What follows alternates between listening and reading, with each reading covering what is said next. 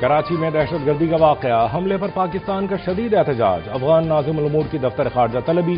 ترجمان دفتر خارجہ کا کہنا ہے حملے میں افغان شہری ملوث تھے، ایک دہشت گرد کو زندہ گرفتار کیا گیا۔ افغان سرزمین اور شہریوں کا استعمال پاکستان میں دہشت گردانہ حملے منظم کرنے کے لیے کیا جا رہا ہے۔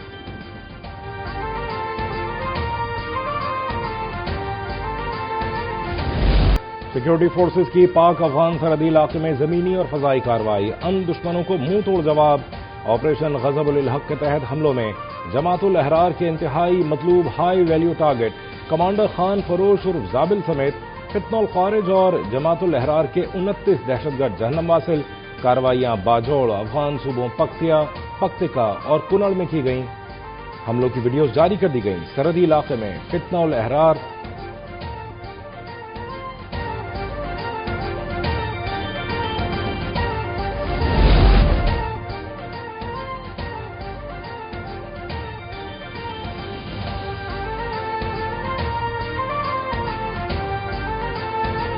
بغیر ویزا مقیم افغان شہریوں کے خلاف کارروائی کا فیصلہ، 10 جولائی سے گرفتاریاں شروع ہوں گی۔ چاروں صوبوں اسلام آباد، آزاد کشمیر، جی بی انتظامیہ کو احکامات جاری۔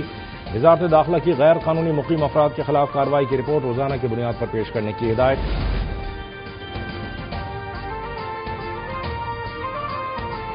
خطے میں امن کے دشمن طالبان رجیم کے زیر اقتدار افغانستان ایک بار پھر خانہ جنگی کے دہانے پر، افغان رجیم کی مذاکرات اور نئے عہدے کی پیشکش مسترد۔ بدخشاں میں باغی تاجک کمانڈر جمعہ خان فاتح کی عسکری صف بندی اور جنگی تیاریاں عروج پر، تاجک کمانڈر کا اپنی فورسز کو فوجی اور لاجسٹک لحاظ سے تیار رہنے کا حکم۔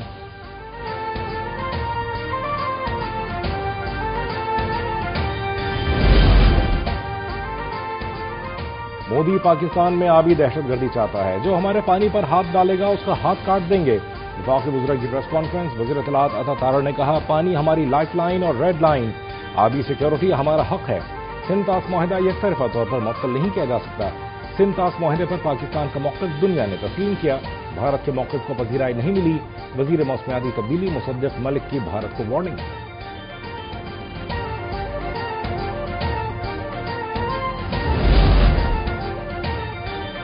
پنجاب ہیبیچول آفینڈر بل 2026 کے معاملے میں پیش رفت، صوبائی حکومت نے بل کو فی الحال روک دیا۔ وزیر اعلیٰ مریم نواز کی اسپیکر کی جانب سے اٹھائے گئے تحفظات کے پیش نظر بل پر دوبارہ غور کرنے کی ہدایت۔ بل کو مزید جائزے کے لیے دوبارہ ہوم ڈپارٹمنٹ کی اسٹینڈنگ کمیٹی کو بھجوایا جائے گا۔ شقوں کا ازسر نو جائزہ لیا جائے گا۔ حکومتی ذرائع کے مطابق کمیٹی کی سفارشات کی روشنی میں ممکنہ ترامیم کے بعد بل دوبارہ پیش کیے جانے کا امکان ہے۔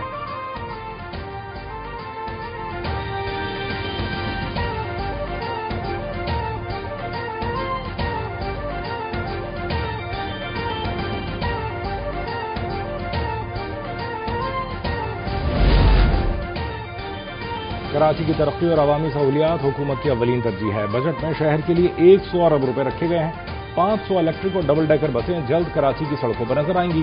سینئر صوبائی وزیر شرجیل میمن کا بیان، کہا منصوبوں سے نوجوانوں کے لیے روزگار کے نئے دروازے کھلیں گے۔ کچھ عناصر کراچی اور سندھ کا منفی تاثر پیش کرنے کی کوشش کرتے ہیں۔ کراچی کے عوام کے مسائل حل کرنا ہماری ذمہ داری ہے۔ کچھ عناصر کراچی اور سندھ کا منفی تاثر پیش کرنے کی کوشش کرتے ہیں۔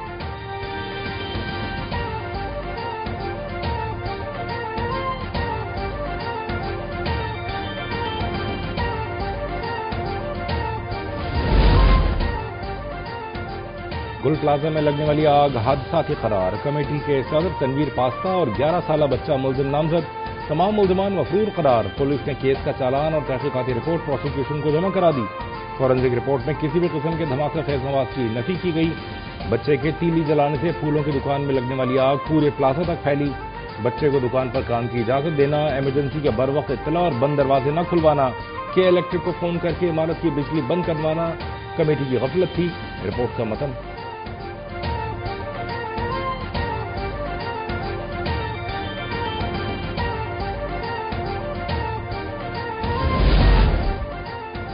وفاقی حکومت نے پی آئی اے کی نجکاری کی پہلی فائنینشیل کلوزنگ مکمل کر لی۔ پہلی فائنینشیل کلوزنگ کے بعد پی آئی اے کا انتظامی کنٹرول سرمایہ کار کنسورشیم کو منتقل۔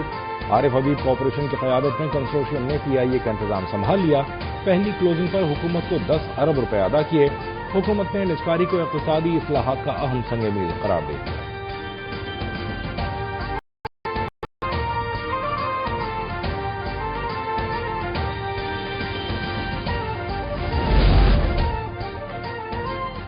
پاکستان اور اٹلی کے درمیان 20 ملین یورو کے رعایتی قرضے کا معاہدہ ہے۔ اقتصادی امور کے سیکرٹری محمد حمیر کریم اور اطالوی سفیر مارلینا آرملین نے دستخط کیے۔ معاہدے سے پاکستان کی تکنیکی اور پیشہ ورانہ تعلیم و تربیت کے نظام کو زرعی شعبے میں مضبوط بنایا جائے گا۔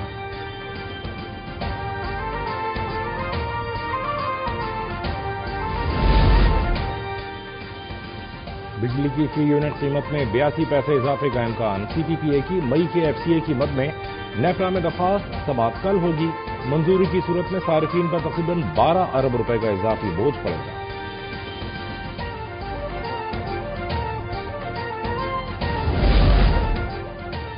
آئندہ مالی سال کے لیے آزاد جموں و کشمیر کا 286 ارب کا بجٹ پیش۔ وزیر خزانہ چودھری قاسم مجید نے بجٹ پیش کیا۔ 36 ارب کے ترقیاتی فنڈز مختص۔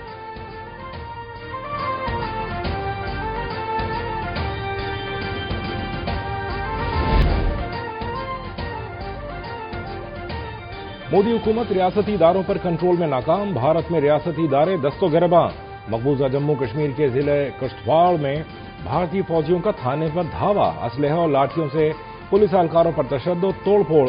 میجر اور کمانڈنگ آفیسر سمیت متعدد بھارتی فوجیوں پر اقدام قتل اور حملے کی ایف آئی آر درج۔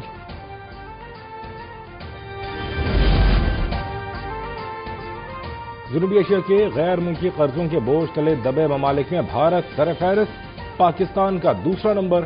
بھارت پر کل بیرونی قرضہ $765 بلین، ہر شہری $535 کا مقروض۔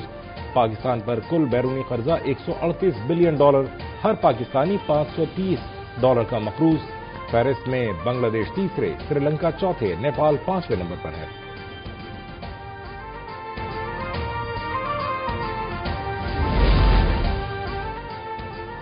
دشمن ہمیں سازشوں سے تقسیم کرنا چاہتا ہے، ہم بحیثیت قوم ایک پیج پر ہیں۔ پیغام پاکستان میں محبت اور امن کا درس ہے۔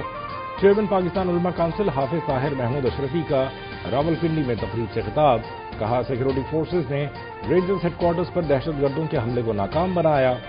پاکستان کے استحکام اور امن کے لیے مشترکہ کردار ادا کرنا ہوگا۔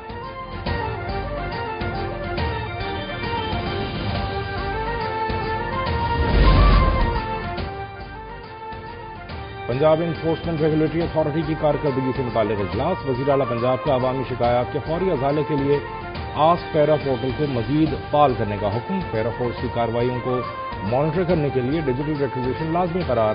عوام پر روب جھاڑنے اور اختیارات کا ناجائز استعمال کرنے والے اہلکاروں کی پیرا میں کوئی جگہ نہیں۔ پیرا کی نیک نامی پر کوئی سمجھوتا نہیں کیا جائے گا۔ مریم نواز کی اجلاس میں گفتگو۔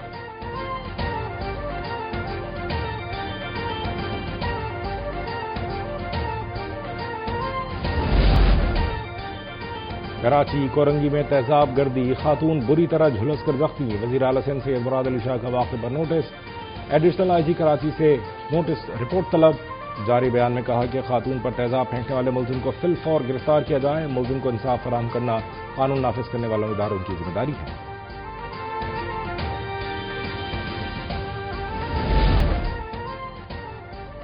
قطر میں منجمد ایران کے $12 ارب کے اثاثوں میں سے 6 ارب جلد جاری ہونے کا امکان۔ ایرانی صدر مسعود پزشکیان کہتے ہیں امریکہ کے ساتھ ہونے والے عبوری معاہدے کے بعد تیل اور پیٹرو کیمیکل شعبے پر عائد بعض پابندیوں میں نرمی آئی ہے، جس کے نتیجے میں ان منجمد فنڈز کی واپسی ممکن ہو سکے گی۔ معاہدے کا مقصد دونوں ممالک کے درمیان جاری تنازع کے مستقل حل کے لیے راہ ہموار کرنا ہے۔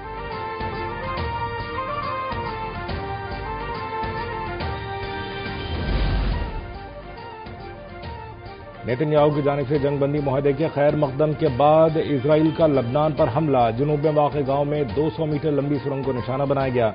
حزب اللہ کا زیر زمین عسکری انفراسٹرکچر تباہ۔ اسرائیل نے حملے سے قبل امریکہ کو آگاہ کر دیا تھا۔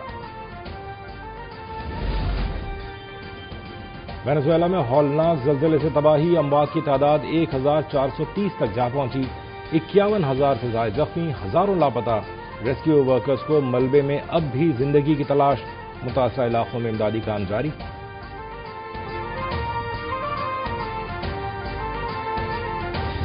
یورپ میں شدید گرمی کی لہر جاری۔ 21 جون سے اب تک 1300 سے زائد اموات ریکارڈ۔ کئی ممالک میں درجہ حرارت 45 ڈگری سینٹی گریڈ سے بھی تجاوز کر گیا۔ فرانس میں متوقع تعداد کے مقابلے میں تقریباً 1000 زائد اموات۔ ہیٹ سٹروک، پانی کی کمی اور گرمی سے متعلق دیگر طبی مسائل کے باعث اسپتالوں پر دباؤ بڑھ گیا۔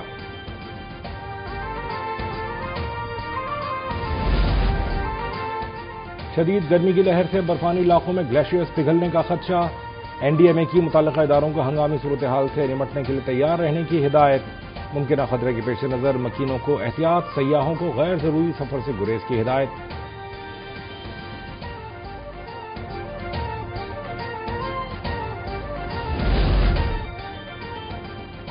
کراچی کے تاریخی بوہری بازار کی رونقیں لوٹ آئیں، موچی گلی رنگ برنگی چھتریوں سے سج گئی، رونق میلہ دیکھنے کے لیے آنے والے شہری خوش، کہتے ہیں دیگر تاریخی بازاروں اور گلیوں کو بھی اسی انداز میں سجایا جائے تو شہر کا مزید خوبصورت چہرہ دنیا کے سامنے آئے گا۔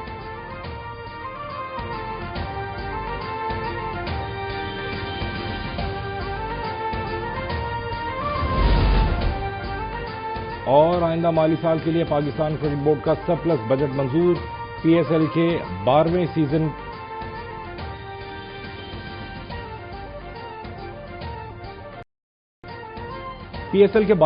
کے بجٹ کی بھی منظوری، چیئرمین پی سی بی کی زیر صدارت اجلاس میں اہم فیصلے، ڈومیسٹک کرکٹ کا بجٹ 3 سے بڑھا کر 4 ارب روپے کرنے کا فیصلہ، قومی کرکٹ ٹیم کے کھلاڑیوں کے لیے میچ فیس میں اضافہ، ٹیسٹ کرکٹ میچ کی fee 15 lakh, one day 6.5 lakh, T20 کھیلنے والوں کو 4.5 لاکھ فی میچ ملیں گے۔